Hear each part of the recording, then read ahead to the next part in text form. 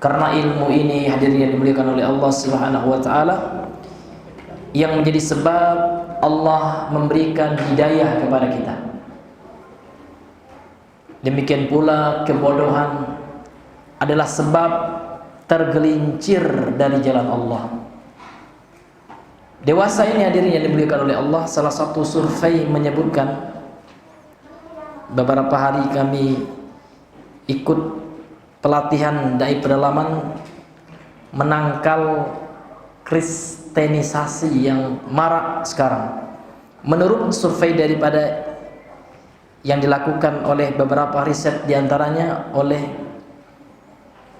salah satu riset di Indonesia ini, yaitu oleh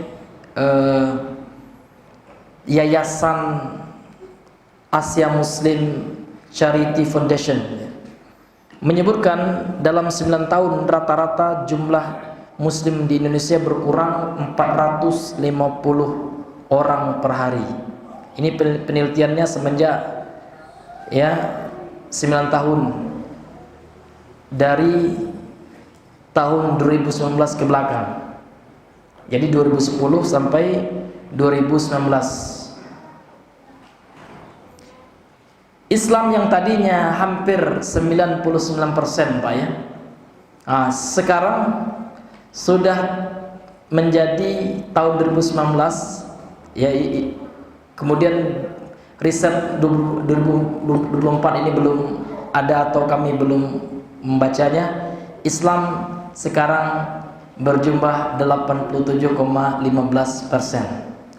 Artinya sekitar 1 juta ya, telah berkurang 1.478.123 ya orang yang berkurang ya dari 9 tahun itu. Sehingga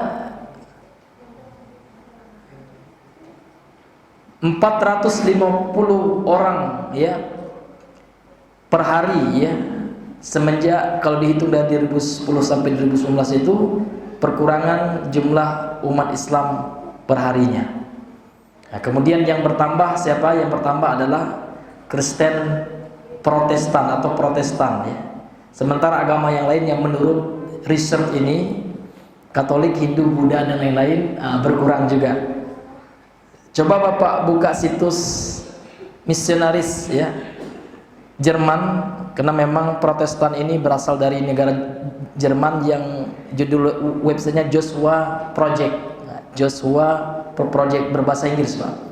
Di situ mereka itu sudah membuat target dan meneliti bagaimana ya target mereka itu untuk mengkristen protestankan manusia itu seluruh dunia, Pak, termasuk Indonesia, dengan strategi, dengan sistem yang begitu rapi. Nauzubillahi min zalik. Jadi ya kalau dilihat berdasarkan riset ini, Pak, penelitian ini, survei ini, ternyata umat Islam ya semakin hari semakin berkurang. Maka faktornya tidak lain dan tidak bukan karena kebodohan. Ya karena kebodohan. Disitulah pentingnya menyebarkan ilmu tentang Islam. Hadirin yang dimuliakan oleh Allah Subhanahu wa taala. Dan ini menyangkut tauhid ya. Karena Islam itu adalah syarat sah masuk surga. Karena orang tidak akan bisa meraih surganya Allah tanpa agama Islam. Bahkan Allah sebagaimana di muqaddimah tadi berwasiat kepada kita umat manusia, wala tamutunna illa wa antum muslimun. Janganlah kalian mati, kata Allah, melainkan dalam keadaan muslim. Dan juga Rasul mengatakan dalam Sahih Bukhari, la tadkhulul jannata illa nafsun muslimatun. Tidak akan masuk surga, artinya tidak akan pernah mendapatkan surganya Allah kecuali seorang jiwa yang beragama muslim, seorang yang muslim. Maka untuk itu hadirin yang dimuliakan oleh Allah, sekarang kita butuh berusaha, berupaya bagaimana kita menjadi andil, memberikan andil ya, berada di barisan orang yang peduli akan hal itu, Bapak Ibu. Lihat Rasul sallallahu alaihi wasallam. Ada kisah menarik, Pak, dalam tafsir Ibnu Katsir. Coba buka tafsir Ibnu Katsir ketika mentafsirkan firman Allah surah At-Taubah ayat 60 ketika menjelaskan tentang wal muallafatu qulubuhum, tentang orang-orang yang dilembutkan hati mereka, atau istilah kita muallaf. Jadi muallaf itu di zaman Rasul tidak hanya ya untuk orang-orang yang masuk Islam atau orang yang baru masuk Islam. Ternyata di zaman Nabi itu ada seseorang yang bernama Safwan bin Umayyah. Siapa Safwan bin Umayyah? Musuh Rasul. Safwan bin Umayyah ini disebutkan oleh Imam Ibnu Katsir dalam tafsirnya ya. Dahulu pernah berperang dengan Nabi pada perang Hunain dan dia kalah. Ketika kalah itu Pak, Rasul kasih dia hadiah, Rasul kasih dia uang. Ya, coba kita bacakan ya tafsir Ibnu Katsir surah At-Taubah ayat 60 itu.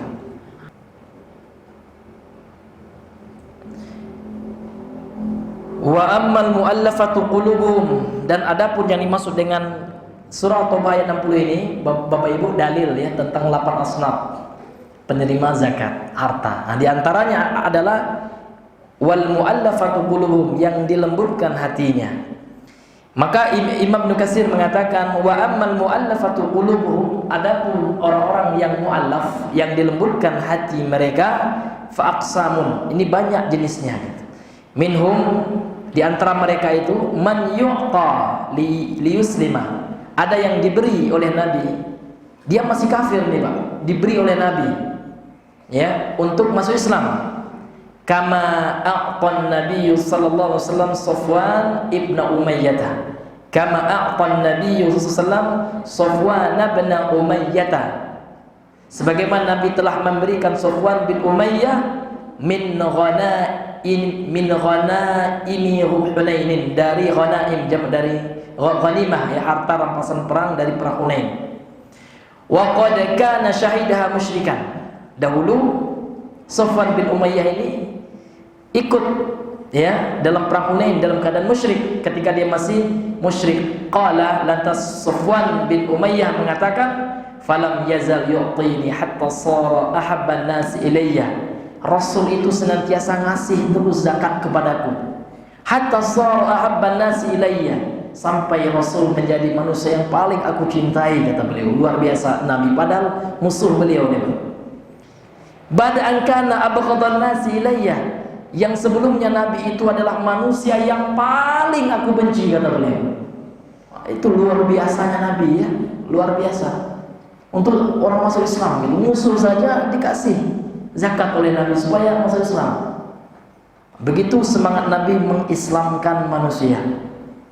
Kemudian beliau bawakan riwayat dari Imam Ahmad ya, yang mana riwayat ini menceritakan tentang Safwan tadi. Safwan bin Umayyah tadi mengatakan, a'tani Rasulullah sallallahu alaihi wasallam yauma Hunain, Rasul memberiku zakat pada perang Hunain. Wa innahu la abghadun nasi ilayya, dahulu Nabi itu adalah sesungguhnya manusia yang paling aku benci, katanya. Famazal yu'tini, namun walaupun aku benci, Nabi terus ngasih gitu. Hatta sara wa innahu la ahabbun nasi ilayya, sampai Nabi menjadi manusia yang paling aku cintai. Ini luar biasanya Pak ya, kita ya mendakwahi orang-orang non muslim dengan cara apa Pak? Kasih sembako. Betapa banyak orang Islam murtad Bapak Ibu ya. Dulu kami pernah ke Bangko ya, ngobrol dengan salah satu dinas sosial ya kan. Nah, ini Bang Ijal juga pernah dengar gitu ya, bahwasanya di Pemenang itu Pak, suku anak dalam di situ sudah banyak masuk Islam katanya. Bahkan sudah ada musola. Namun ternyata kurangnya dakwah di situ, kurangnya ilmu. Ini penting ilmu Pak, ilmu ini akan mengokohkan insya Allah, sebab menguatkan iman seorang. Nggak ada yang membimbingnya, nggak ada yang ngasih tausiah ya, penguatan iman kepada mereka, sehingga banyak di antara mereka yang tadinya masuk Islam murtad kembali. Bahkan sudah dibangun gereja ya, di situ. Bahkan ada orang misionaris Pak, dokter dia, berkorban dia ya, sampai dia mau tinggal di situ. Dan orang yang murtad masuk ke agama Protestan itu diberi banyak kemudahan seperti pengobatan gratis ya kan, bantuan seperti itu yang mereka lakukan Maka untuk itu ya kami mengajak kepada kaum muslimin, ya, mari ikut andil dengan kita program dakwah pedalaman ya Indonesia. Tidak hanya di Jambi, Pak. Insyaallah program kita ya Indonesia, bahkan cita-cita kita menjadi barisan orang-orang yang ikut andil menyelamatkan kaum muslimin secara khusus dari kemurtadan. Kemudian juga mengajak orang-orang non muslim dengan hikmah, dengan bijaksana, dengan mau'izah hasanah ya, untuk bisa memeluk agama Islam. Karena agama Islam ini adalah agama yang rahmatan lil alamin. Ini salah satu misi kita sesuai dengan apa yang dilakukan oleh Rasulullah di awal-awal Islam. Karena Islam sekarang Pak lagi lemah. Islam dihujat. Ya, orang-orang yang menjalankan Islam sesuai sunnah dihujat habis-habisan. Orang yang menyampaikan nasihat dikritik habis-habisan sekarang. Lemah kita. Maka untuk itu kita butuh ya lebih hikmah lagi, dan kita butuh lebih lembut lagi sebagaimana di awal-awal dakwah Rasul sallallahu alaihi wasallam ya, dengan akhlaknya beliau banyak menjadi sebab berislamnya atau masuk Islamnya orang-orang kafir Quraisy. Di antaranya Safwan ini ya. Ini dengan akhlak Nabi yang luar biasa. Musuh Nabi ikut perang melawan Nabi, Pak. Namun Nabi tetap ngasih gitu. Nah, sehingga menjadi apa ya? Menjadi muslim karena ketulusan hati seorang Muhammad sallallahu alaihi wasallam, seorang nabi yang mulia. Nah, ini mesti kita kita galakkan Pak ya, bagaimana kita berdakwah ke pedalaman itu kalau nggak mampu Pak dengan harta kita. Orang sekarang Pak mengadakan tabligh akbar ya, mau mengeluarkan uang puluhan juta Pak. Undang ustadz kondang itu berapa biayanya? Besar Pak. Nah, dengan biaya seperti itu Pak, kita insya Allah bisa masuk ke pedalaman ya, dan kita dengan izin Allah ya menjadi sebab masuk Islamnya mereka dengan bantuan kita, walaupun hanya sembako saja, dan itu sangat terkesan Pak di hati mereka insya Allah.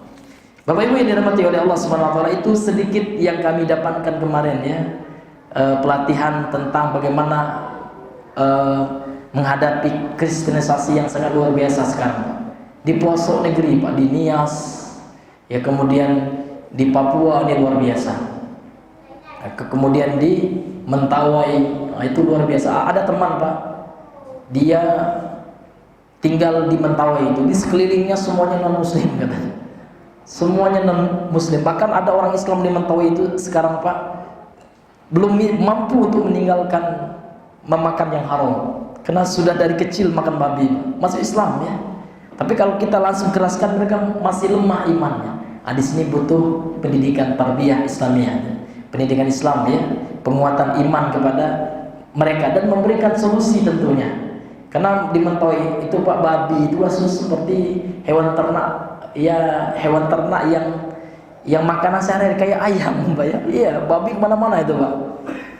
Jadi ada orang masuk Islam itu kan, kalau dilarang makan babi masuk murtad, ya udahlah nggak mau lagi kami masuk Islam. Maka kita lihat yang prioritas. Di situ butuh fikih dakwah ya. Mana yang lebih kita utamakan? Ya tauhidnya dulu gitu kan. Ya kalau kita larang itu masuk Kristen, orang Kristen di situ Pak menangnya mereka, karena babi mantap katanya. Ya kamu juga makan Pak ya.